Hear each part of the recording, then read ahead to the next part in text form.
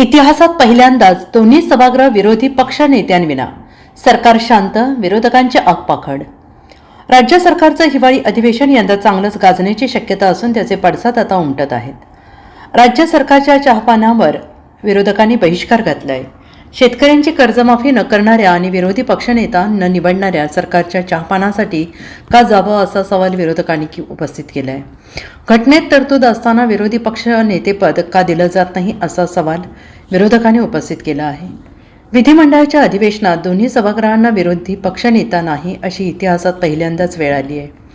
विधान परिषदेत ठाकरेंच्या शिवसेनेचे अंबादास दानवे विरोधी पक्षनेता होते, मात्र गेल्या सत्रात त्यांचा कार्यकाळ संपला असल्याने विधान परिषदेत विरोधी पक्षनेता नाही. यंदाच्या हिवाळी अधिवेशनामध्ये दोन्ही सभागृहांचे विरोधी पक्षनेता निवडण्याची शक्यता धुसर आहे.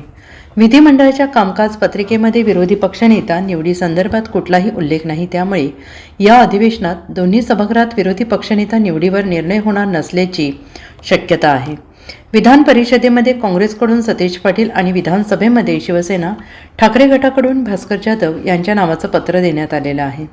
यंदा प्रथमच विधिमंडळाच्या हिवाळी अधिवेशनात दोन्ही सभागृहांचं कामकाज विरोधी पक्षनेत्यांशिवाय चालणार आहे.